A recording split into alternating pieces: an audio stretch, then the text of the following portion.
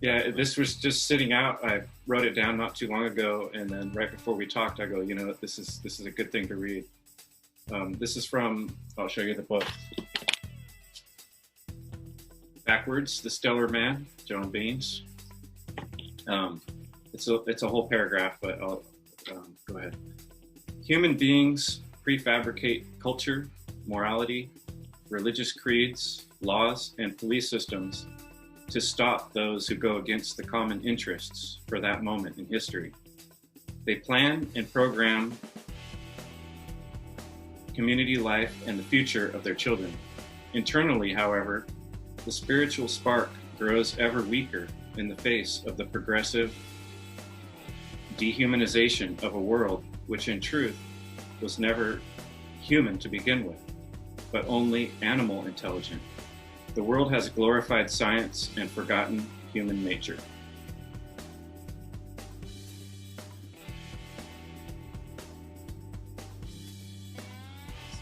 Hey everybody, welcome back to another show. Today we have a guest again, and we're going to get right into it. His name is Chris Jansen, and he hit me up basically through the Mark Passio network. You guys know Kaylee, good friend of the show. She's always on. She was on there, and he saw her, and then he saw our work at More Laws, More Problems. So he hit me up and decided he wanted to talk about this, and he's actually taking Mark Passio's class now. So we figured we'd get together and have a discussion and see how it went. So without any further ado, I will bring to you Chris Jansen. Hey, Chris, what's up? Hello. I'm How from you doing? California. Struggling through 2020.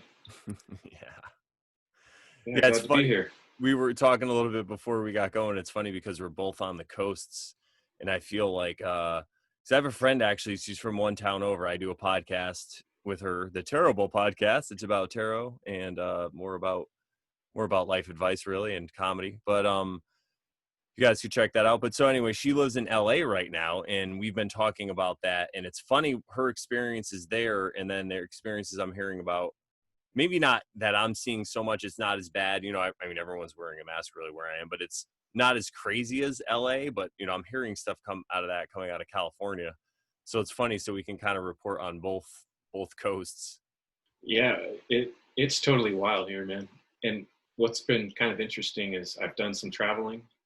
I recently moved, so I've seen kind of two extremes within, I'd say, 2.5 hours of driving time.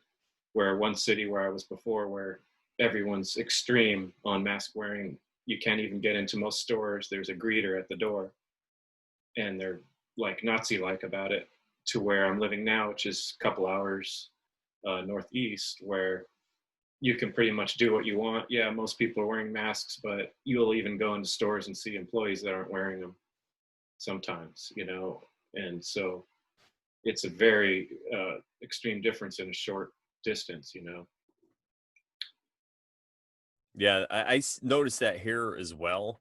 And I think it's a little different here in Connecticut because, I mean, in about an hour or an hour and a half in any direction, you're out of Connecticut if you drive that long. So we have, it goes from like a big city to suburbs and then all of a sudden rural very, very quickly here. And then we have New York City not too far away. But if you drive up, for example, my parents, and then I had some other friends that I knew that went to New Hampshire. And that was about maybe 2.5, 3 hours, around the same distance you were talking. And they were saying that no one's wearing a mask. Nobody cares. But here, It's like you said, there's a greeter at the door. Somebody's at the door. They'll say something most places. A couple places that I go now, it's regular. They just don't even say anything to me anymore. But most places, they want to give you a hard time. So it's actually stopped me from going to a lot of places, which I don't, honestly, I really don't mind because I'm kind of an introvert anyway. I mean, I am able to extrovert and be good at that, but my natural inclination is introversion. So this whole thing, I guess we're probably going to talk about that too, how it's affected our lives, but this whole thing has kind of been an overall benefit to me because I feel like either the way that I prefer to live or the things that I was changing, for example, like I'm starting to grow my facial hair and my hair. I started to grow my hair out last year. And then all of a sudden, the beginning and middle of this year, you can't even get a haircut. So it's like, oh, I don't even care anymore.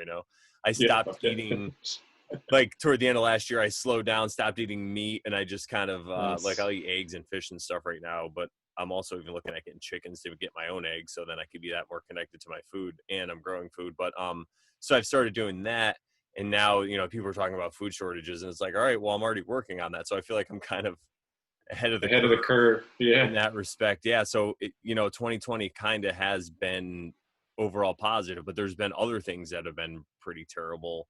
And I think that's kind of like how life is. It really is just a balance. You have to take the good with the bad and, really learn from both of them. So I recently moved too, but you said, so now you just moved. So you said you moved from near San Francisco and now you're up near Sacramento. Right. Yeah. I was in Santa Rosa, which is an hour north of San Francisco, basically. And what's crazy is, besides all that, now we got these fires going, and there's fires all over California. So it's like straight up apocalypse. You go outside and the sky is completely dark, like overcast with smoke, and then there's like this weird orange glow all the time. And so the combination of that, and then everybody staying apart from each other and wearing masks, it just feels like we're in a whole nother universe. Some scary stuff. I'm trying to keep my head up and be positive, but uh, it's pretty depressing, to tell you the truth. And I'm trying to, like you're saying, find the positive aspects of this, but the whole situation is pushing me through the ringer. You know, I've had to uproot my whole life just because I could not fit in Santa Rosa. Um, Seriously, like, I was feeling angry and mad on a day by day basis. Um, and like you said, I stopped going places. One good thing that came out of it is I learned about ordering groceries online and having them delivered. That's pretty nice. I hate shopping, you know.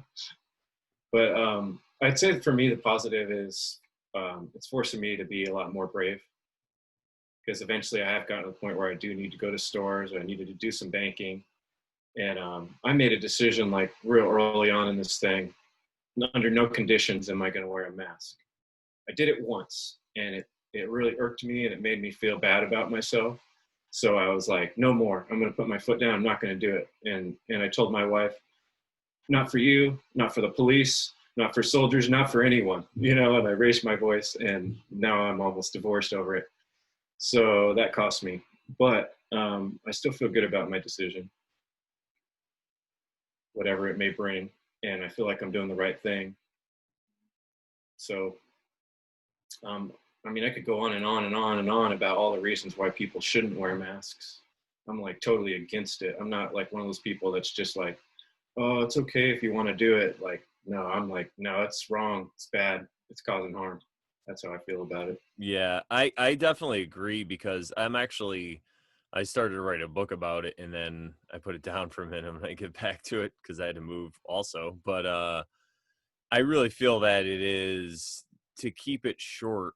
Um, it's basically, so when you go through, anytime you go through, I've noticed in my life when I went through spiritual changes, when I went through changes, when I realized my behavior wasn't fitting my needs anymore, and it wasn't something I wanted to do. It was a negative behavior I wanted to stop. So I had, like, I hit a rock bottom and I saw that, and I feel like that's really what um is going on with people, because what happened is, after I saw that, I went through this period. It's called like a dark night of the soul, and that's really what Mm, my book is about, where you go through, in my experience, I went through this period where really did, like, I knew I wasn't the person I was before. I changed my mind on things, so I wasn't really ready for the world. It's kind of like, to use an analogy, I was a crab or I was a snake, and I was shedding my skin, and I wasn't comfortable out in the world yet with it, and I had to try things out and figure things out newly. So I just kept myself, like, hermit mode, away from everybody up on the mountain,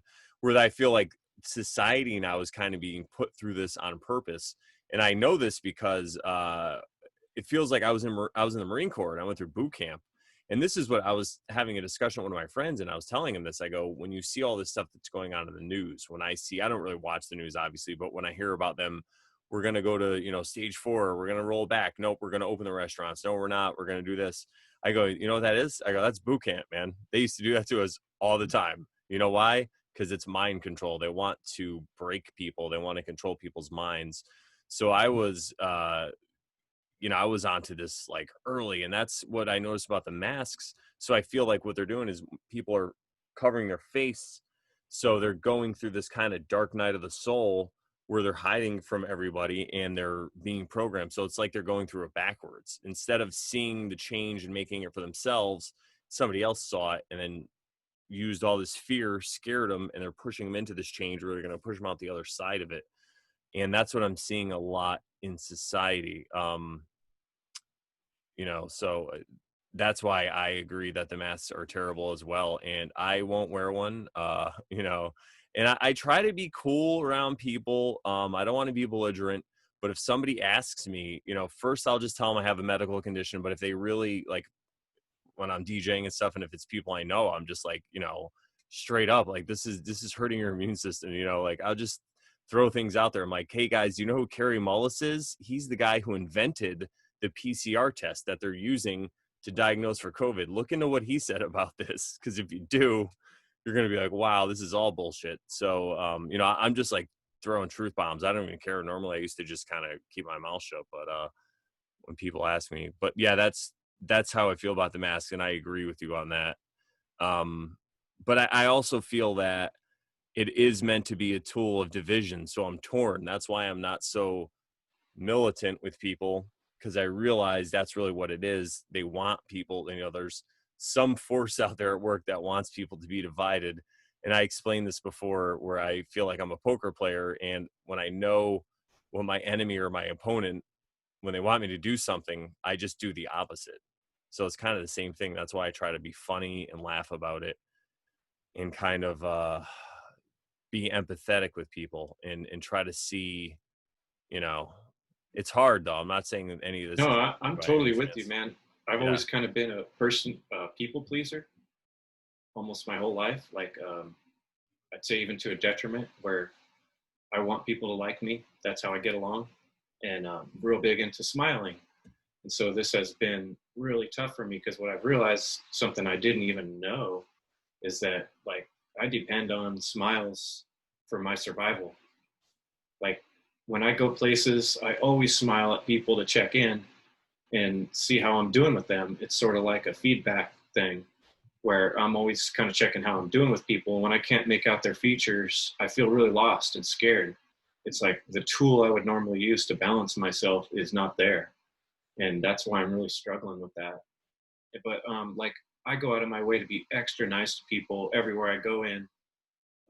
Since I moved here to Sacramento, I've found I can go in most stores. I haven't gotten kicked out of anywhere since I've been here, actually, like I did in Santa Rosa, where there were places I just couldn't go, or they were going to turn me away at the door. Here, I've been able to go in everywhere. And so what I do is I go in with a really big smile. I try to strike up a conversation. If they have a tip jar, I put in like $2. And what I found is, more often than not, people will be extra friendly to me as well. And they will go out of their way to do something a little extra, or put a little extra cookie in my bag, or just kind of say, hey, thanks, and they'll smile and wave. And I can see that there's a lot of people that um, secretly don't want to be wearing their mask, or don't really think it's that smart or something, because it's like they're kind of on my side in a way, you know. Yeah. Yeah. I agree. Did you have something else you wanted to say? I'm sorry. I was going to add something, but I don't want to cut Um, you off. no, that's all good. Yeah, go ahead. What I wanted to add to that was I agree, because when this first started, I was, man, it's weird that I would join the Marine Corps, because everyone's like, you were in the Marines? Because I'm so like, I've always been anti like establishment, I guess you could say, anti, not government, but like anti, I've always been like a rebel or whatever. Rule breaker. Yeah. Yeah, yeah. I have that whole rebel streak. So, right away I was like, I'm not wearing a freaking mask. And I thought about it for a while, and I was like, you know what? I couldn't DJ anyway. That's my main source of income. I couldn't do that. So I wasn't faced with, having to wear the mask to make any money right away. and it was just basically if I want to go to a store, and as long as I had that medical exemption here in Connecticut, they really, some places I didn't get away with it, like Moe's. In the beginning, I went to Moe's. You can get burritos or whatever. I was with some friends, and the guy was giving me a real hard time, you know, and I kind of felt he's just a young manager trying to do his job, and I get it. And he put me on the phone. So I go outside. I'm like, fine. He's like, I'll call the district manager. I'm like, all right. So he goes, I go outside. He calls the district manager. He walks outside, talks, you know, he's like, all right, here you go. He explains the situation. He has a mask on, and he hands me the phone. And I go, and I go to the district manager. I'm like, you just You just handed handed me me a the phone. phone. Now you were talking like, You spit right on it. and the lady's like, I'm just trying to do I just don't want to lose my job. And I go, you know who said that? She's like, who? I go, the Nazis The said that. Nazis. I go, I'm like, what? And I'm like in the parking lot saying it all loud, you know? Yeah. So that was, I don't know. And then I'm like, I can't do this every time. So I used to bring my phone, and then I was like watching Owen. I still watch Owen Benjamin. And he always like talks about different things that he does when he's out. And I was like, I'm going to try to make a joke out of it. But lately people really haven't been breaking my balls about it. So I try to use it as a situation to connect with people. And I talk with people because I tell them, listen, I'm a veteran. Like I've said to people, I'm a veteran, and, you know, government lies are the reason why I can't wear a mask, you know, because they lied to me. And, you know, they put signs out in front of our barracks that said something about there's chemical in the tiles and there's stuff and people shouldn't be staying here, but we still had to stay there. They just put signs out there. It's like, what?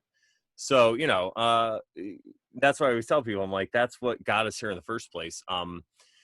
And I think a lot of what you're feeling and what a lot of people are feeling right now, and the reason that I am not really feeling the despair as much, I really feel everybody has like a different kind of gift or a different way that they see the world also, right? Or a different worldview, and then also a different way their brain kind of works and the way they connect. And the way mine does, I'm very intuitive, and I could kind of see into the future of other people. And it doesn't mean that I have like a gift where I could actually see the future. What it just means is the way my brain works, I'm very high problem solving, and I work well with other people. So when I see a group of other people or even one other person and they explain their situation to me, I automatically start, like a chess game or like a poker game. My brain just starts to put things together, and I'm like, oh, what about this? Or like a game of Tetris kind of. So in that way, I've learned that even by using the tarot and by looking at stuff using like the trivia method, for example, and stuff, I could really kind of dial in. And I think that's why I have this sense of where I'm kind of laughing at things, because I'm looking at this from like a future view. I always tell people, you know, people in the future are going to look back at us and they're going to fucking laugh. They're going to piss themselves. They're going to uncontrollably lose their Yeah. bowels laughing at us. You know, and then I always tell them, I hear that laughter, but it's hard to hear over all the cries from the people who were right before them. You know, like the ones Yeah. in Like, between us. It's gonna be what the rough. fuck were you Yeah, thinking? You know, I it's just gonna be imagine like a history book was like, you know, the great ridiculous masking of 2020, you know, when all the world's population turned into, you know, face diaper wearing idiots, you know, yeah, exactly, and and they that's all kind of started passing out and from breathing their own stomach fumes and poison gases, you know, killed themselves off.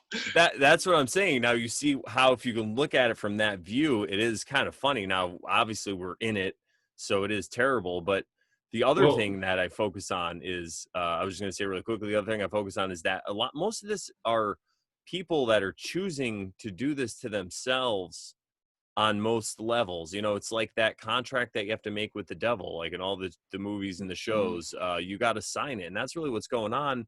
There's that, and I feel like I was just having this conversation too. I have this person that I work with. He's a DJ. He taught me how to do this, and I wouldn't say he's like totally woke to all the stuff that we talk about, but he definitely gets a lot of it. And I was saying to him about all this stuff, that it's oh man, I think I'm gonna lose my point here because we talked about so much, but I don't know. Anyway, I'll come back to it. That's my other yeah, it'll superpowers. pop back up. Exactly, it pops back Well, up in my head. here's the Go thought that ahead. popped in What were my you gonna head. say? Yeah, go ahead.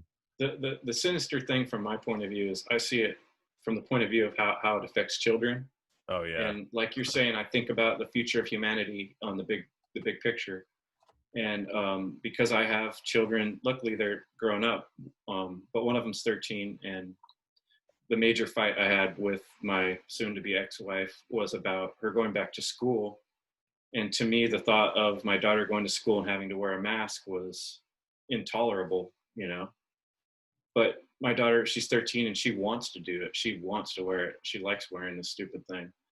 So, but okay, it's one thing when it's a 13-year-old who wants to do it. I don't think it's so harmful that she's gonna, get sick right away or whatever. Over long term, it's gonna be bad for you. But what really concerns me is the little kids. Um, it's basically, from the way I see it, like we already know these sort of occult top level sorcerers, social engineers that are running things. The very small few are into terrible things they do to children.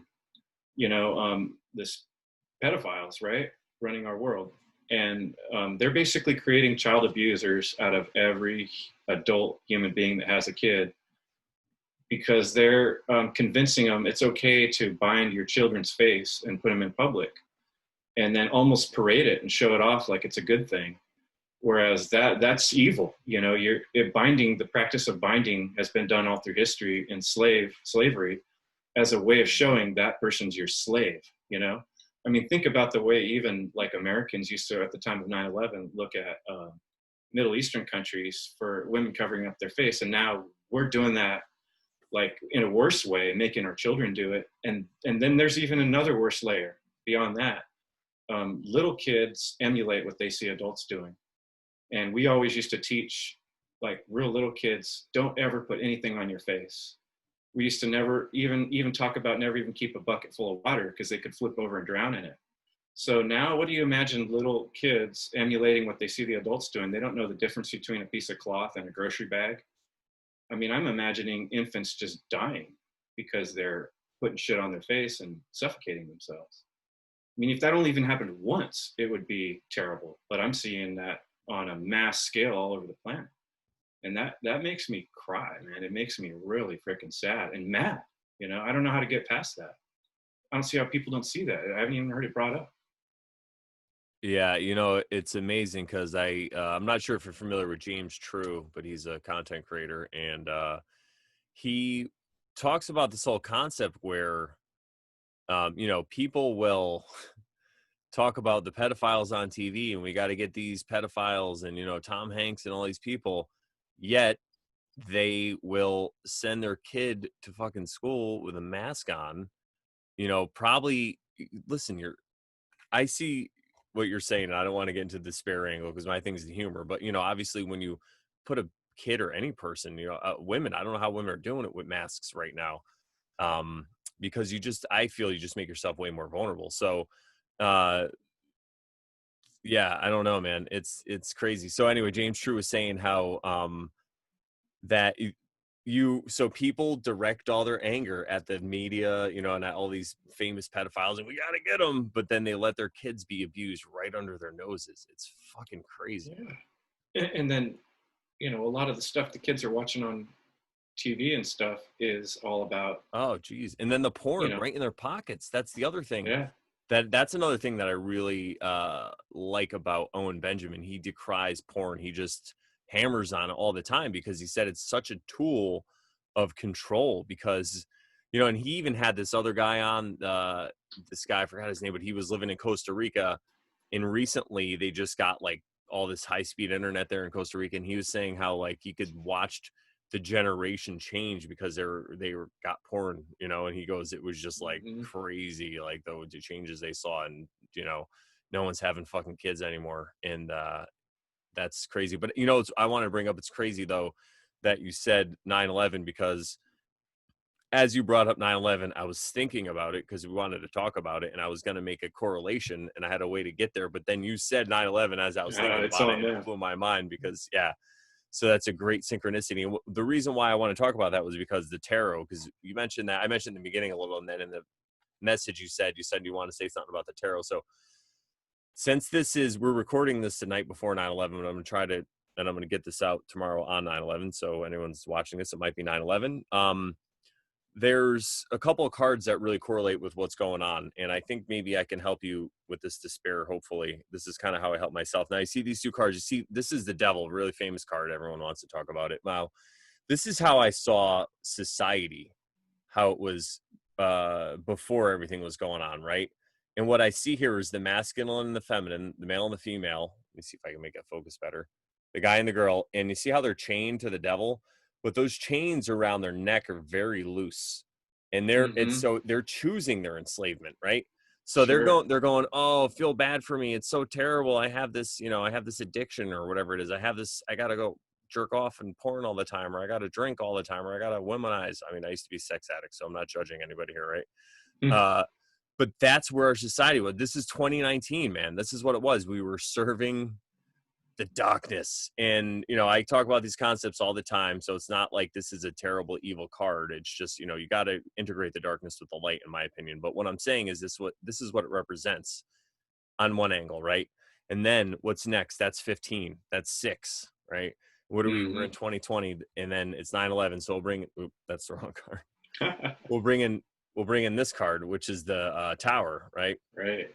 Now you see masculine and feminine again. You see a guy and a girl, and what's going on is it looked like they've been cast out of this tower. So I feel what was going on was people were living not in accordance with natural law. They were going crazy in this devil card, living however they wanted.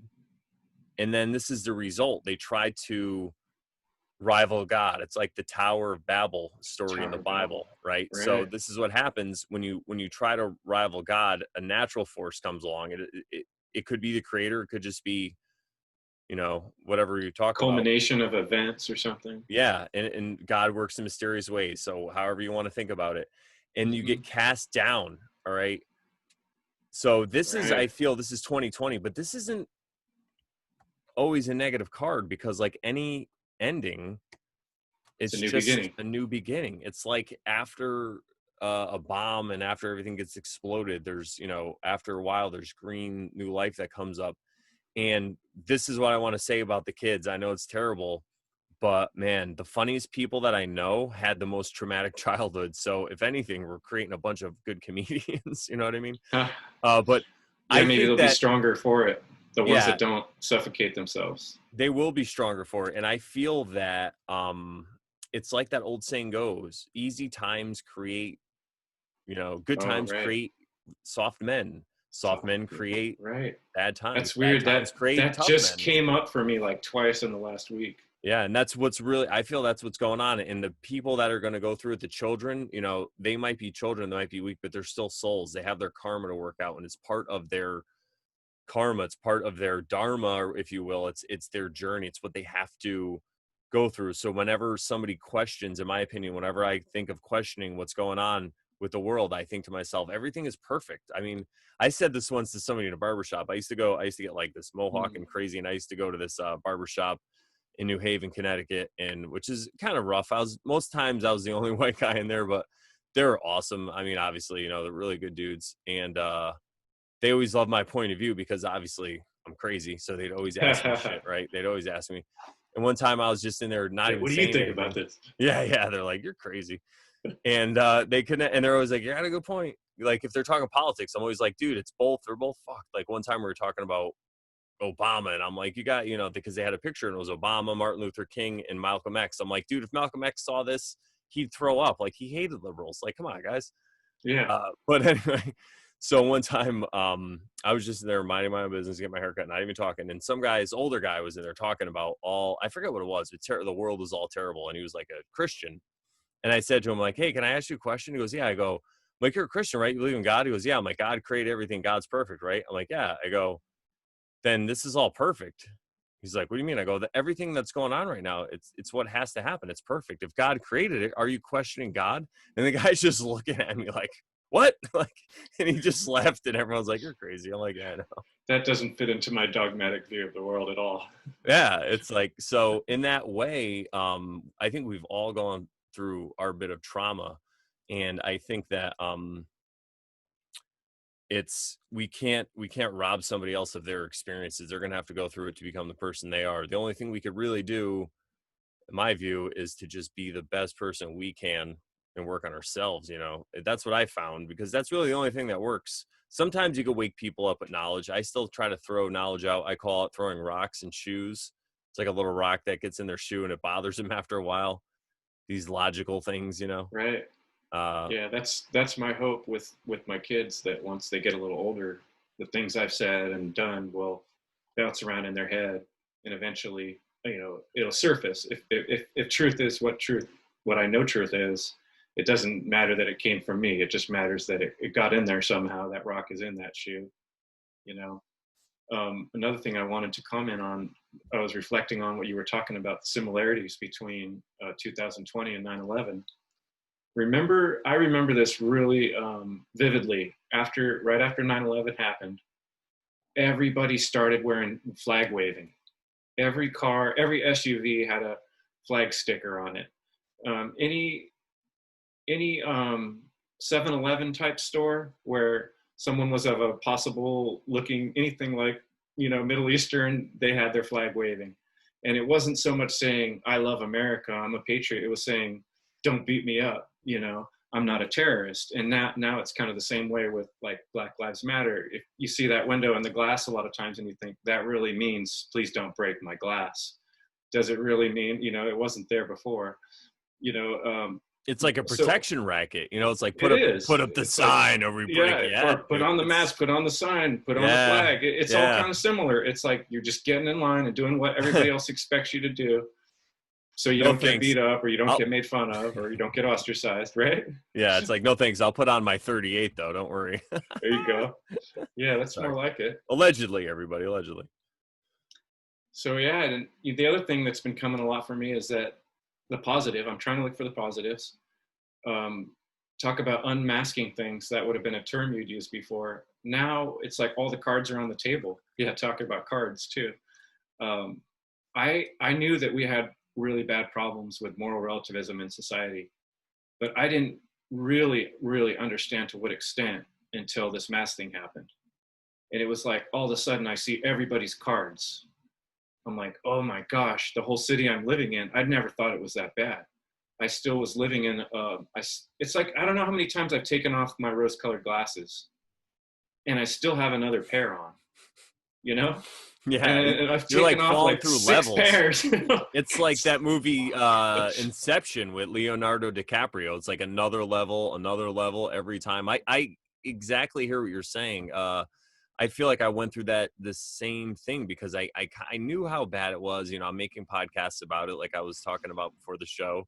You know, and then another synchronicity. And I don't know if you know this, but I've been trying to tell everyone this. This isn't something I discovered, but I heard it, which is that uh the WHO declared the pandemic a worldwide pandemic on March 11th, 2020, which is exactly 222 months to the day after 9/11, 2001. Mm, wow.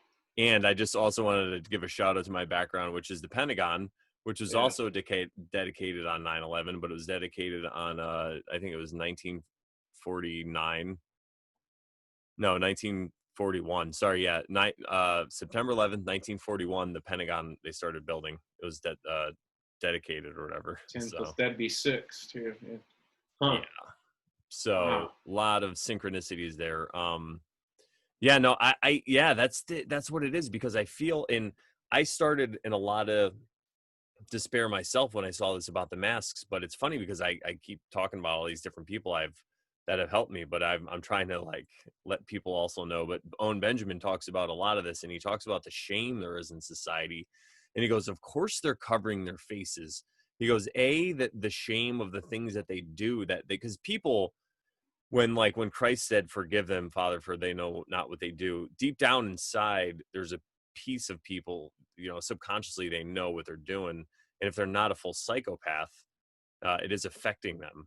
So it's shame. And then also think about what might be to come, the bad things, the bad times. I feel, in my opinion, that might be coming, like similar to the Great Depression. That's what I'm telling people. You know, I go, there's really no reason to panic. You just got to maybe step down. You know, I tell people also, not only have I let my hair grow, you know what else I've been doing for the past couple of years? I sleep on the floor. Couple Mm. mats, sleeping bag, a pillow. I don't even use the pillow. I sleep on my back. I try and train myself. Now I could sleep anywhere if I had. I mean, I already could I anyway because hear I was you, in the man. Marines, but it's just I'm getting myself used to stepping down from discomfort because I don't need it, and actually is making me stronger. I have better mobility now. I can, I have to push myself up every time I get up, so I'm exercising. Just little things like this. That's what I keep telling Yeah, people. There's no dude, that's a real big reason to deal. despair. That's something I wanted to bring up too, like self-care, because especially those of us who are trying to make a difference in this, it's extremely difficult sometimes. And I've been doing the same thing. I've talked to everybody about Wim Hof breathing. I don't know if you've heard of Wim Hof. He's like my hero. It's changed my life. Become a lot more healthy. I have like a regimen I do every day with breathing, with grounding. I go outside and put my feet on the dirt, and I sort of make a little prayer song I made up to the four directions, and I touch my head to the dirt. One of the first things I do in the morning, and do push-ups, and like I'm more healthy than I was when I was 20. I say, I could probably beat the crap out of my 25-year-old self because I'm stronger and I'm more mentally clear, and that's a process I was working on for the past couple years. And it's sort of like all culminated right before the pandemic hit, or this whole COVID thing. I was like just getting to the point where I had built my first presentation and I was ready to put it on YouTube. And that was when this whole thing started, and it was like, wow, I had no idea what I was preparing for. But yeah, I mean, it's really important for people like us to keep ourselves together and care for our body. And it's our temple, right? Yeah, I agree 1,000%. I mean, anybody that's listening to this that knows me, it's listen to the show, knows that's all I talk about is know thyself. I wrote about it, I blog about it, I fucking make art about it. That's really what's important. And I love you said that because you have a ritual. And people say to me, they ask me, what do you do? Do I meditate? Do tarot cards? What should I do? Should I do yoga? And I say to people, as long as you have a ritual, it doesn't matter what it is. You could pray. Like I've done so many. I used to meditate every morning for 30 minutes and I would just say to myself the prayer to St. Francis. I would just repeat it over and over and over and over and over again. And it just makes you, in my opinion, it just made me a better person because it really just helps you retrain your brain. Everything you're doing is, the way I look at it is I was raised as a slave. I was born and they chopped off the tip of my dick the first seconds of my life. That's a practice that people do to keep slaves. The moment I realized that, it blew my mind. Mm-hmm. So I know this, right? I'm a slave. So everything that I've ever been, and it's not like I'm not blaming my parents. It's a system we were all born into, and you can only start where you find yourself. And this is where I found myself. Actually, I didn't realize this right away. This took meditating and stuff, but this is what it is. I was a slave. I was trained. I went to school. I was trained. I was indoctrinated. Indoctrinated. I went to the Marine Corps training, indoctrination, all this stuff. And I didn't really fit into any of this training and indoctrination well. I was smart enough to get through it, but it didn't take, or kind of, I guess. And that's how I found myself and I tried to play the game. But anyway, so um, with this ritual, I'm retraining myself. And now I have more control. And it's like a leveling up. Like you said, you fall through every time. So every time I find something new. And another thing about this, if someone's listening to this and they're, you think about meditating or starting a ritualistic practice every day or something daily, this is the kind of work. I've heard this before, but it's so true. You work on it and it's like riding a bike. So say you work really hard for 6 months and you get a meditation practice, and then something happens and you slip up and you don't do it for a while. Once you go back to it, you're right where you were. It doesn't matter. You basically pick up where you left off. So it's like digging a hole or whatever, or filling a hole in, however you want to look at it. So I really suggest just stay at it. That's what it was for me. It was such a struggle. People are like, they say to me, I can't meditate, I can't get my brain to stop. I'm like, that's not what it's about. It's just about letting thoughts go. And I really feel rituals are important. So that's great. And there's a bunch of them out there. You could do like there's ones to Thor. You could pray to like Odin, and there's different things. You can go to all the different directions and pray. That way you could do Christian stuff. Anything with your upbringing, it's great. That's what I love about the esoteric, about the occult, the inside church. It's one of these things where it's like you're kind of like a spy.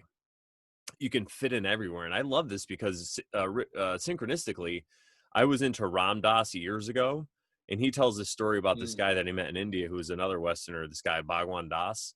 And he said that he saw him and he had all these different trinkets. Like he had like a Buddhist thing and a Hindu and like a Christian. So everywhere he went, they all recognized him and he could speak their language. And I always thought that was really cool. That's kind of what I wanted to do. But this is before I knew about esoteric and the inside church. And now that I know about that, it's mind blowing because before I could have a conversation really with anybody about this, but now I have a conversation with people.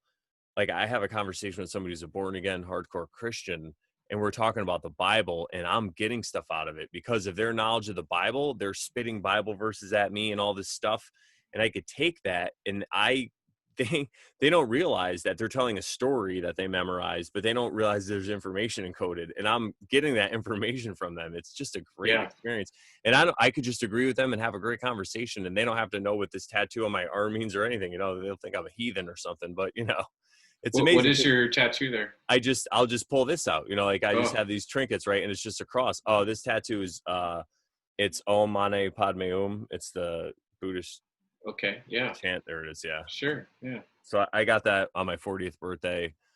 It's when I started chanting a lot and I wanted to Mm. remember it. So now it just means different things to me now. But yeah. I've been about the spiritual journey. There's a book I'm reading called The Stellar Man by John Baines, and I have a quote from it I'd like to share. But what one of the big points I'm getting from this book is that we're all on a spiritual journey, and a lot of people just don't know they're on it, or they haven't realized or been initiated into the fact that that's what this is all about. And they're going to be forced on the ride, almost like you were saying before, where they're getting forced to wear the mask, the speak no evil, being censored because they're not doing willingly the journey that we're all on. And so if you're asleep, if you're totally asleep, life is still going to take you through this journey. You're not going to reach the levels that can be reached, but you're going to get sort of drugged through it. We're here for a reason, and that reason is to learn and to grow. And so for those of us that have chosen it, like mindfully, I'm on a spiritual path, it's going to be a difficult path. There's going to be nothing but challenges. And each challenge we go through is what gets us to that ability to handle the next layer, the next, sometimes I think of it of a spiral castle where, the higher you get, you can see out different windows and you have more of a view. And I also think about it in terms of like my career of construction, where a lot of times I'm out in the hot sun, I have to dig a hole. Everything's unforgiving. The piece of wood or the piece of rock I have to work with is stubborn, and I have to be more stubborn than it. By the end of the day, somehow I have to make this look like a house, And in order to be good at that, you have to have more willpower than the rock or more willpower than the dirt, to dig that hole. And when you get through that and you push yourself through it, it's the same thing as the spiritual journey. It's not going to be freaking easy. It's the struggle that makes it real and that gives you the growth. So, I mean, I guess the point of what I'm saying, the moral of this story is as difficult as things are right now, it's a gift, like you're saying. It's a perfect gift for us to make that next step into our spiritual journey. For me, becoming more brave and getting over some of my fears, dealing with my relationship problem, For someone else, it's going to be a little different. But when we learn to see that as a gift, I think that it changes your point of view on things. Like when I say to myself, "Oh, I'm going to be a tough guy," that allows me to dig a hole when it's hot sun and I'm tired and sweaty. Like instead of looking at it as like, "Oh, this sucks. I'm hot and I'm sweaty," I'm looking at it like, "No, this is making me tough, and I'm going to be stronger than someone who's not doing this." Look at look at the dirt on me. Yeah, tough guy. So it's how you're looking at it, right? And so I think it's good to come from that point of view of wanting to be a hero, of wanting to be someone that's achieving and getting better, not just wanting to fit in and be okay, right? Yeah. Yeah. It's like, are you listening to the calling of your inner self? Or are you listening to the calling of society? And it goes back to what I was saying before. We're indoctrinated to listen to society to get our approval externally. And the key is to not only hear the intuition, but to cultivate it, to follow it, to start to trust it. Cause I've had these feelings all my life about things, and little things like when I'm leaving, it's like, why don't you grab this? And I didn't. And then I would need it later. And like I Mm, said, I'm not trying to say that, I'm psychic or anything. I just feel that we have an inner part of ourselves. We have a subconscious that can see all, that has this photographic memory, that has maybe has contact with the Akashic record, so it maybe knows mostly everything that our ancestors have ever known. So it has maybe some kind of connection with this, but we don't have direct. Our conscious minds don't have direct conscious connection with it.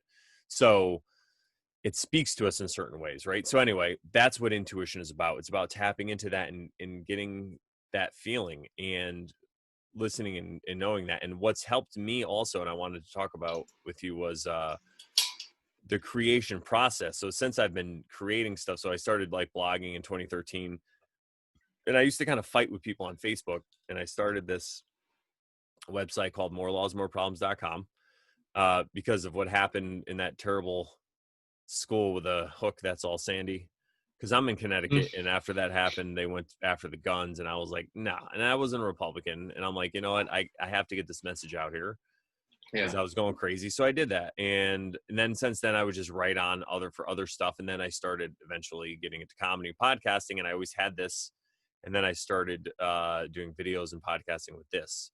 So as it progressed and as I started getting into this more, and I tell you more now that I've started doing video, I feel so much better now because every time I see something that's crazy, if I can talk about it and put a video out about it and express how I feel to the world, it's not bottled up inside me anymore. It's out there. And then I could just put it out there and say, hey, check out my video. And if somebody Hmm. asks me about something, go, I already talked about that. Here, check out my video. And if you don't like it, make a video and tell me Yeah. why. We could podcast about it. I'm not going to argue with you on Facebook. So since I've been doing that, it's just there's been a very like really good positive change in my life. Like it's just such a better outlet. And that's what I tell people: do art, do something, create. I've even done things with this whole experience with self-discovery where I went to like Ocean State Job Lot, these nice little cheap stores, and I got paint and did a bunch of watercolor painting and stuff. And I do it from time to time still. And I do like colored pencils and all this stuff. But whatever it is, Cool. express yourself. Like you said, you do construction. I've been doing a garden. I started a garden, even though it's September and everyone's like, what are you crazy? But there are things you can grow, but it's Winter not about vegetables. that. Yeah, there's stuff. And it's not, even if it fails, it's just that I went out there and I did action. And that's what I wanted to talk about was doing action. And that's really the important step. And a lot of this stuff that you see in the internet, a lot of these truther channels, a lot of these people give you information. They're keeping you stuck in this mode of, it's like masturbation, like we're talking about with porn. You just go through these cycles and it's like outrage porn, and you freak out and you go on Facebook or whatever and Twitter and you express yourself, but you're not really creating any change. And then some people are also going to protests and doing this. No matter what you're protesting, I get it. If you're protesting the freedom and the lockdown and you're out there, I get that. But still, at the end of the day, I keep telling people, protest, just go about your day. And when someone tries to That's the stop best you, protest there is. that's what I'm saying. Ignore the rules. Or Just if you do. want to get 100 people together, get 100 people together and go to a restaurant with no masks.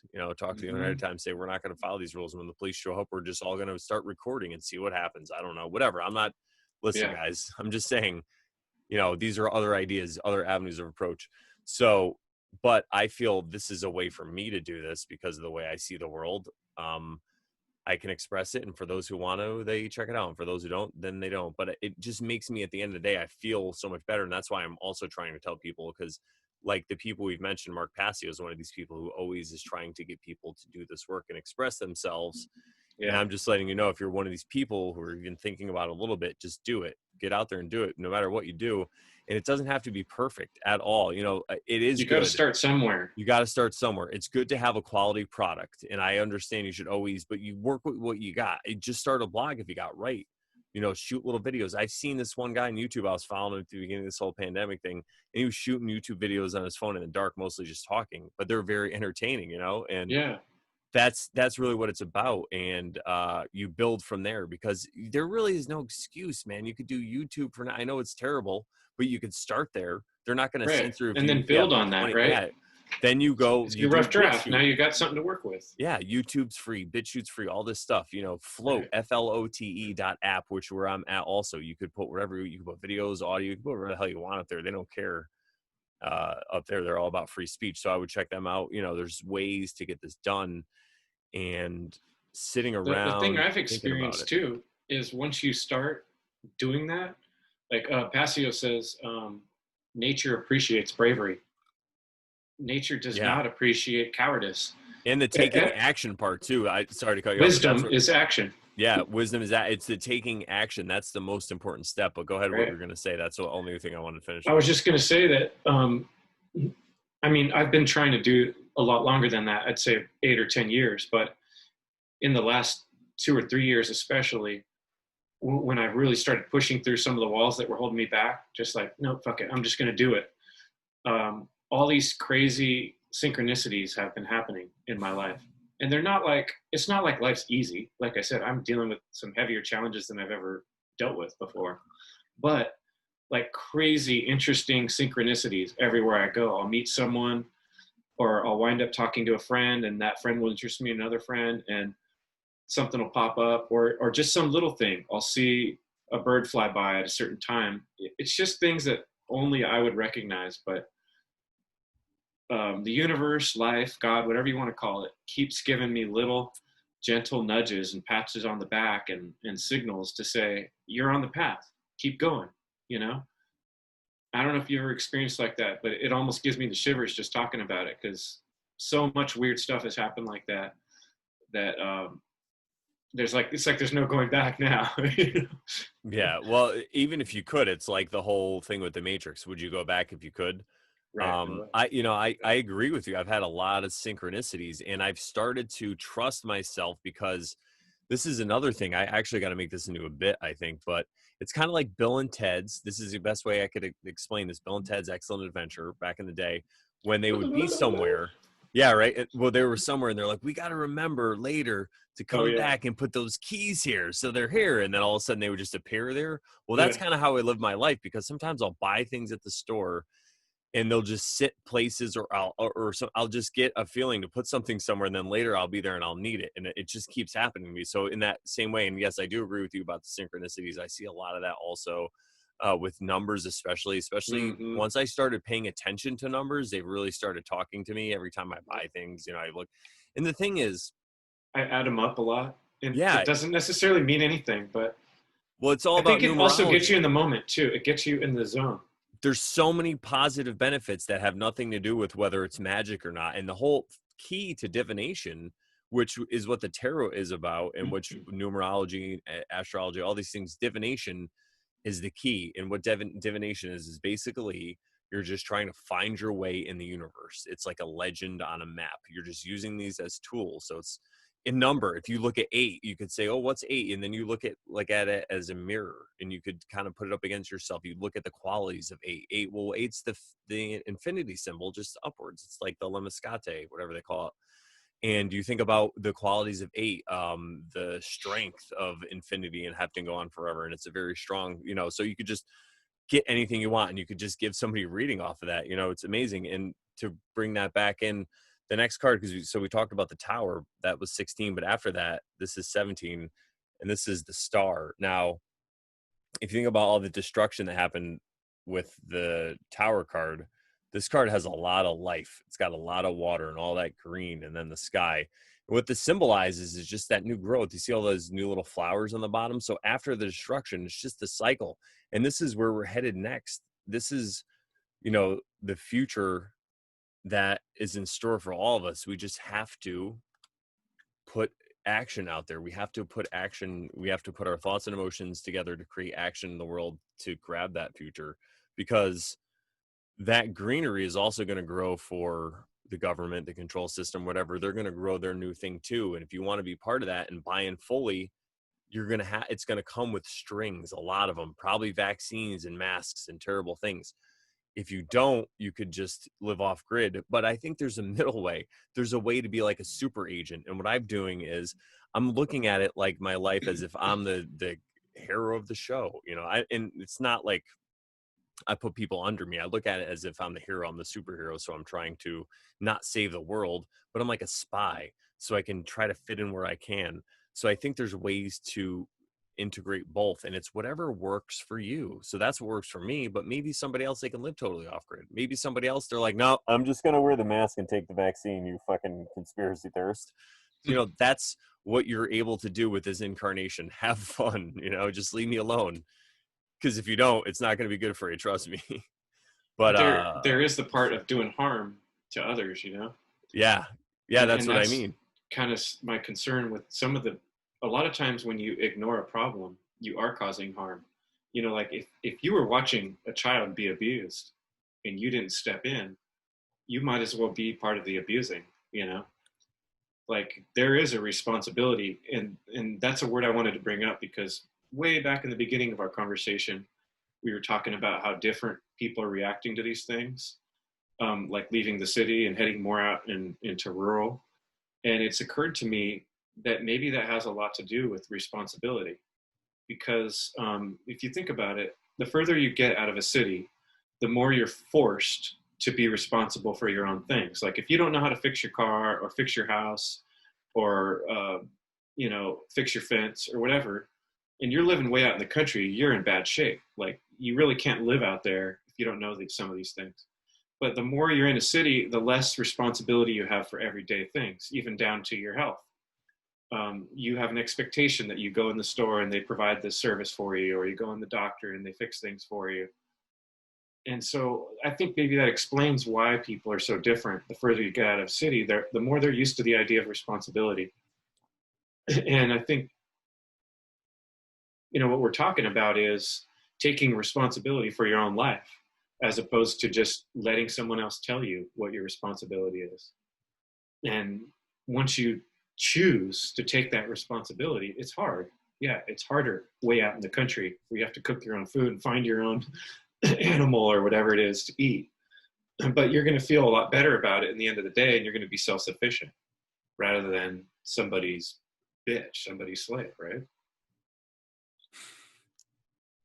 Yeah, no, that's so true. And it's really everyone's choice. And I understand what you're saying about stopping the child abuse. And I think if there's direct child abuse going on in front of you that you could stop, I would say go ahead and do it. But if somebody, and obviously I know you get this, but if somebody has that thought, what I could say is, like, if you're going to try to, like, if you have a friend that's sending their kids to school with masks and they're 100% on board believing this stuff, and if you get in there, say you went down there and you ripped those masks off those kids' faces, and that person's mind, you're exposing their kids to a deadly coronavirus, like, so in their mind, you're doing these horrifying, horrible things.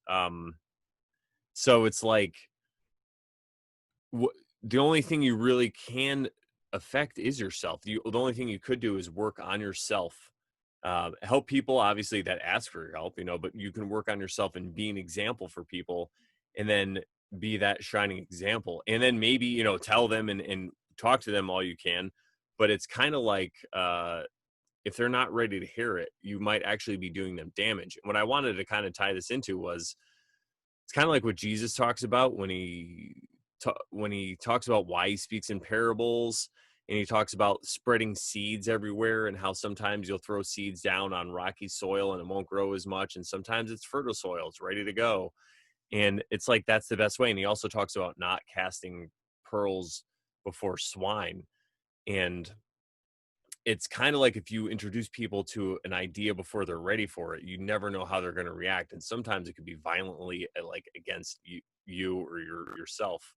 So it really is, you have to tread lightly, because I feel like what's going on now, is talking to a friend recently. That was actually today. And I was like, this is like the zombie apocalypse. This, right? Like, this is an idea I've had for a while, but I was telling her, Mm-hmm. and she's laughing. She's like, yeah, I agree. I go, yeah, because they're going after brains. Anyone that's like smart and speaking up, they all just want to eat them. So at some point you just got to let the horde be the horde, and it's like the Matrix where some of these people are just kind of too far gone. And I know that's like, it sounds so like cold, but it really, I think it's like a balance, you know. Yeah, no, I hear you. Yeah, And that, honestly, what you're saying was my decision. I yeah, thought a lot about it, going and confronting the school. You know, the first day of school, showing up and banging my fists. Or what do I do? Do I go around, like you're saying, rip this things off? No, my decision was, nope. I'm just going to leave the whole situation.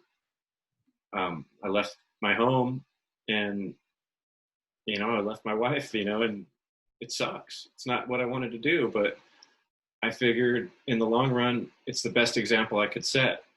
My kids are always going to remember, like, why did dad leave? Because I felt like I had no choice. No one was listening to what I was trying to say in a nice, kind way. I was trying to be peaceful about it, and no one was going to hear me, no matter how many ways I tried to say it. So the most powerful thing I could say was just remove myself from the situation. Say, if you guys are going to keep doing harmful behavior, I'm not going to be part of it. I'm going to go somewhere where I can do what I know is good. you know what the best part is? I always said I could see into the future. Well, I'm not saying I'm always right, but what I see is that this is just going to keep getting more ridiculous. And as soon as either they're going to see it now or later down the future, they're going to realize how fucking ridiculous this is. And they're going to be like, wow, that dude was so right. He tried to tell us, holy shit. Yeah, they're So, going to be walking with this big bubble around them, yeah, and whatever the hell it glasses is, and ear covers, and you can imagine. the new COVID test, we got to put our thumbs in your butt. Wait, what? Like, what's it going to take? And that's kind of like what Yeah, I was talking about earlier, James Truey, and even Owen Benjamin, to some extent, they talk about how ridiculous they keep making this, and people yeah, just keep it's just agreeing to silly. it. So at what point is it like, they're probably just screwing with people? Like, let's see what we could tell them We'll see. next. This is my prediction. I've been joking about this. I do have some jokes too. If you've been following the conspiracy theory stuff for many years, there's been this one about, what's it called, Project Bluebeam, right? Yeah, yeah. That there's going to be the great alien invasion, and the question is it going to be a real invasion, or is it just all made up and they're projecting these UFOs everywhere? Well, it occurred to me just recently, like, I always thought that was sort of laughable, but now I'm thinking about it and I'm like, you know what? They could fucking pull off the alien invasion tomorrow and everybody would fall for it, hook, line, and sinker. I wouldn't have believed that a year ago, but right now I think it could happen tomorrow and everybody or would fucking believe it. or Project Bluebeam was a virus. Yeah, yeah, right. But no, you're right. They could project things onto the sky and tell people there's aliens. They or are or use totally their primed for that. technology they got, and Yeah, just I convince. often wonder if everything is planned out or if they just have competing because I don't think it's as this is the thing because They pitch these ideas at their meetings, I think. yeah, I Like, think that's one of the things they do at that camp out there in, near where I used to live, where all the great people of the world, they take turns at the fire, like pitching their idea for how they're gonna, do their sorcery onto the world, and then whoever yeah, has the that's what best I think it pitch, is. And I that's think what they it's go with. like different factions and families that are competing and they're just on a different level because a lot of people are just in total despair. They're like, the elites, they got us. And I'm like, to a certain Bohemian Grove is what I extent. was thinking of. Sorry. Yes, exactly. Bohemian Grove. Yeah. Alex Jones when he Bohemian Grove. Well, I used to live right near there, and I know some people that work out there too. So Oh, really? yeah. That's great. So you have any good stories from there? Not really, other than the construction guys I know actually found, like, in one of the bathrooms they work on, like, picture on the wall that's like some, like, really questionable picture of, like, the children leaning over and an animal, like, right next to their butt or something. It's like obviously some weird shit going on there. Yeah. And then So, everywhere through the woods there's all these owls and weird crap, and it's definitely and if weird that's the freaking one place. thing that was left behind, that's probably like the tamest thing, like, Right, exactly. Anyway, yeah. sorry, I was interrupting you there. No, no, that's cool. Well, I mean, I guess we could just bring it back to, you know, uh, really like 9/11 and what that represents kind of in our in the zeitgeist and minds and people can remember it and like what it means to us now and kind of bring it back to the tower because like ever since then they have grown this new society. There's definitely you can look back to different ways and maybe there are certain points, where it just keeps getting tighter. But 9/11 is one of those points for sure. And if you look at the way everything's gone after that, we've been much more of a controlled society, and there's a lot more fear and despair in the world.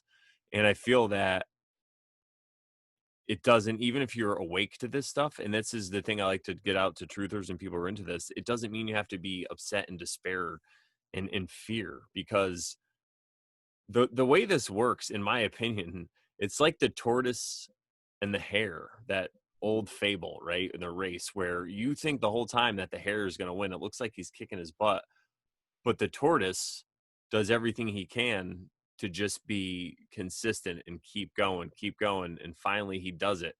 And I think the tortoise is the good in that, and then the hare is kind of the evil, because it gets, the tortoise uses the only trick that it can, which is it uses its appearance. It uses its deception, kind of. It uses it in its own way, and it's not even like it uses it in a bad way. It uses it in an honest way, Just really. consistency. Consistency, and it lets itself be Like over, like, honest. honest, but also when the hare kind of underestimates the tortoise just lets it go and says, yeah, you're right, probably. You know what I mean? Kind of like, all Mm-hmm. right, just plays into it. So I feel like in that way, that's where the good in the world is kind of being really vastly underestimated. And you already told me when you started doing this work, you felt it. I felt it also, synchronicities and the way things line up in this world. To the point where when I first went to that class to meet Mark Passio, as I drove up to the place, they got there at the same time I did. I kept going because it was like super early, and I got Yeah. there early, but I just wanted to drive by and see the place, and I got there the same time he did. Like it's just, Wow. yeah. So, I do feel like that. And I also feel like it's always darkest before the dawn. So there's really, in my opinion, also, whatever the quote unquote controllers, whoever these people are, they have to work so hard at this. They have to do Yeah. 24/7. There's They're all these juggling reasons. all these balls at once, right? Yeah, They're they trying to have keep to. all this stuff in the air. They're trying to keep this whole castle Yeah. aligned just right. Well, the And I wind's blowing. feel like they underestimated us. I really feel like they underestimated us. Especially by letting the internet out. I know the internet's probably a big, what's the word that they use? Not psyop, limited hangout, Yeah. I'm sure, but still it allows conversations like this to happen, allows people to get together. It sparks that idea and gives people hope. And now that I know this, like there's not, like I tell people all the time, I'm not gonna wear a mask. Like what? I'm like, they could put me in jail. I'm like, I will love to go to jail for not wearing a mask. I'm like, are you kidding me? I was laughing about it. I'm like, I would have material for the rest of my life. Please. I'm Great like, it would be book, better if they book shot me. deals. I'm like, if they shot me because I didn't have a mask on, and everyone's like, you're crazy. I'm like, dude, that would be hilarious. And then I'm like, even if I died, I would die laughing, because I'm like, this is great. Like, it's so crazy.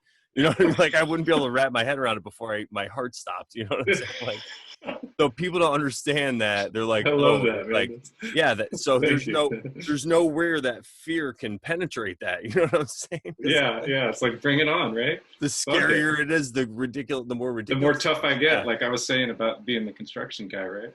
The harder it Yeah. is, the tougher I am. Yeah, Fucking bring exactly. it. In that same Okay. way, it's like if they showed up with a tank because I didn't have a mask on, it would be like, this is fucking great. Awesome. Like, this stuff wasn't even in the history books. You know what I mean? Like, It's like when you scroll down someone's woo! Facebook page and they got all those grayed out images, you know there's someone cool. You know, the Yeah, fact checker. yeah, It's like a exactly. sign that, oh, you must be onto something good if they're trying to hide it all. Yeah, exactly. Oh man. Well, here, Well, I'll read this quote. I know we're oh kind yeah, of yeah, probably getting close to the end of our hour here, yeah. huh? That's fine though. We can. I don't really have a set time, so we Oh, could go over cool. a little bit. But so yeah, go ahead, do your quote, and we can finish it up. Yeah, Definitely. this was just sitting out. I wrote it down not too long ago, and then right before we talked, I go, you know, this is a good thing to read. This is from. I'll show you the book. Backwards, the Stellar Man, John Baines. Um, it's a whole paragraph, but I'll go ahead. Human beings prefabricate culture, morality, religious creeds, laws, and police systems to stop those who go against the common interests for that moment in history. They plan and program community life and the future of their children. Internally, however, the spiritual spark grows ever weaker in the face of the progressive dehumanization of a world which in truth was never human to begin with, but only animal intelligent. The world has glorified science and forgotten human nature. So, Wow. that's been hitting me hard, realizing that, it's across the board. Like you said, we're born into this evil sickness. And the brave few who choose to awake out of it and realize that true human nature is something different than the way we're living. I don't know, that's been hitting me pretty hard, so I thought I'd Yeah. share it. Yeah, no, that's so true. That was great. It kind of reminds me of something. So my situation is I had my own place for like, I mean, I've been living on my own since I joined the Marines when I was 18. Then I think I came home. I did that for 4 years, and I came home for about a year to my parents, and then I got my own place ever since. But I basically moved back in there now because of everything that's going on, just to save money. And I was talking to my dad the other day, and he said something about the real world or something, and I'm like just laughing because he said he's like, "Oh, you got to get into the real world," or he said something like that, and it was he was like It's like breaking the my balls opposite, about, right? yeah, he was like breaking my balls about something, but I'm laughing because I'm thinking to myself like that whole world is just like crumbling, and like the fact that I could have killed it in that world. Like I had like before I was did DJing, I've done that for about 12 years now, but before that I was in sales and stuff, and I used to excel. Like and I so money for me, I don't have it now, but I could if I wanted to. If that's where I put my praise, attention, and worship, I could be that. So I just saw it was fake real anyway. So it's funny that people say the real world when it's like that's all the fakeness, and the Yeah, realness like growing fucking lettuce from scraps, like I'm doing in my garden, growing carrots and beets from scraps that I were in the kitchen, and now I'm gonna grow food to feed myself, so I don't have to go to a store and wear a mask. You know what I mean? It's right, like right, yeah. that's real right there. You know what I mean? You can taste. And I was This actually, smile, man, that's real.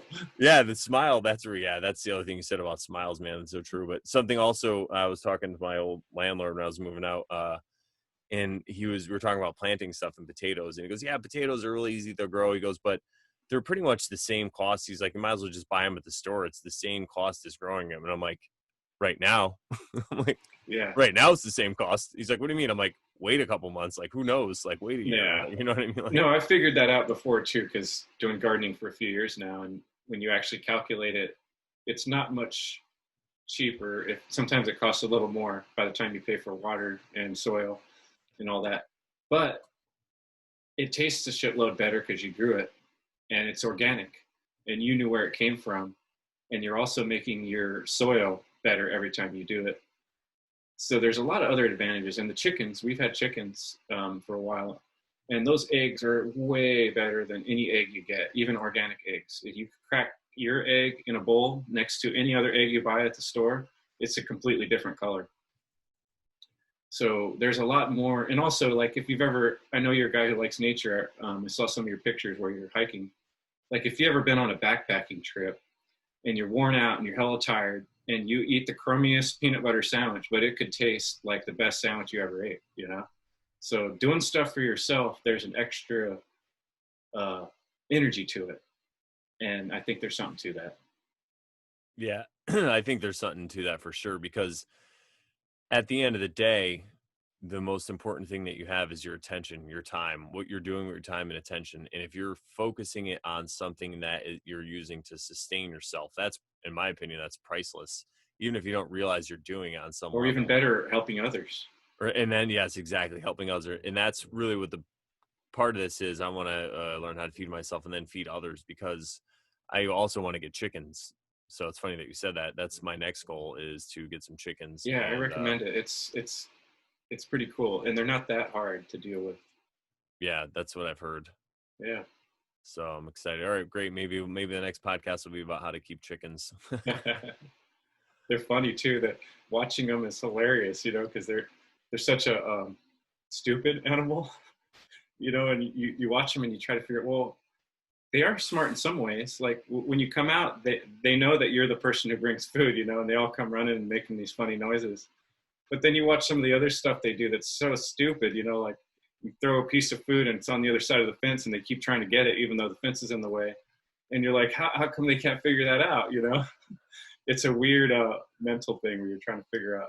Anyway, huge tangent. It probably helps you with empathy, because then when you're Chicken trying to logic. figure out, That's probably the kind of logic people are using with this. That's what I'm saying. Chicken logic. Okay, I'll just do it. Well, it's so much reaction that I'm seeing it. That's really what it is. People are just reacting, and a lot of it has to do with fear, because they're stuck in that lower mind state, and they're just reacting to fear. And a lot of people, it's either that, or they feel if they just put the mask on, it's going to go away. Things are going to get back to normal. We'll just do this for a minute. And it's like, guys, if you've ever looked at any kind of true history once in your life, you'll see that things never go back to the way they were. The easy path is never the right path, almost. Yeah. It's almost never the right path, easy. It's always the tricky path. Yeah, it's always, it pays off. Like it's like sugar. It tastes real good now, but then your teeth are going to fall and it's going to suck. Right. Yeah. That's holding crazy. out, waiting, having willpower always leads you to the better result in the long run, right? Yeah, exactly. Well, Chris, so where can people find you?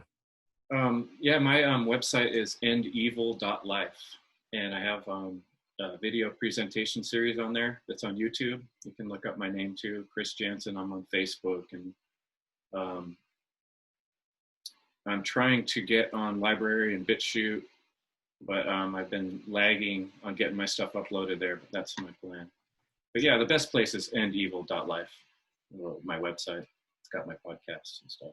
Awesome. All right. Well, this was a very interesting conversation. I'd like to thank you, because I always myself feel better after I have conversations like this, because I always try to have conversations like this with people in public. It doesn't always go well. No, people I know, I don't always, but what I'm saying is I try to express these ideas sometimes, and it doesn't. I totally know what you're talking about, man. Yeah, it's so weird when you have this conversation and it doesn't end up in a huge struggle. Yeah, and this is how I feel, to take us out, to get away from the despair and to make this lighter again, this is how I feel. Just imagine how most people throughout history who could see through the bullshit. Like if you were somebody who could see through the bullshit of World War I, right? If you don't know what I'm talking about right now, if you're listening to this, we'll have a conversation later. But if you could, somebody who saw through all that, and then you just see your entire nation go crazy and go to war, and you're one of these people who are standing across from the draft center, reading the Declaration of Independence out loud, and you get thrown in jail, that's, no one ever hears about it or knows about it. They talk about it 100 years later on a fucking podcast, Yeah. But now there's people like us who can connect. And this is where I think they really screwed up, in my opinion, because, or maybe it's part of the plan, I don't know, but stuff like this, shows like this, conversations like this, are really what's going to change the world for the better, in my opinion. So we're doing it, man. I sure hope so, man. I mean, 9/11 sure woke me up, so. Yeah, that's what I mean. If it wasn't for that crap they did, crazy magic trick. Yeah. And there's some people out there like James True who think some of these people are doing this magic tricks on purpose, and not even that many people are dying, and it's all show. So maybe that's it too. I don't know. I'm just saying it's all practice and empathy, and no matter what it is, like I said earlier, it's all perfect because it's God's creation, whatever you think God is, the spaghetti monster. And it's all we can do is use our free will to align our thoughts and emotions to create actions. We're only creating action is the most important thing. The universe will reward you. And I'd like to thank you again, Chris, one more time. And everybody, obviously, my name is Brandon. You can see me at morelawsmoreproblems.com. All my lovely work, my podcast, my memes, my blog. You can go back there. Hey, you can read stories about how when I was in the Marine Corps and I used to be a sheep and how I fought. That's an article that I wrote years ago. Go back and read that. It's very relevant to today, if I do say so myself. All right, everybody, thank you for checking us out, and we will talk to you next time. Thanks, Brandon. Thank you, Chris.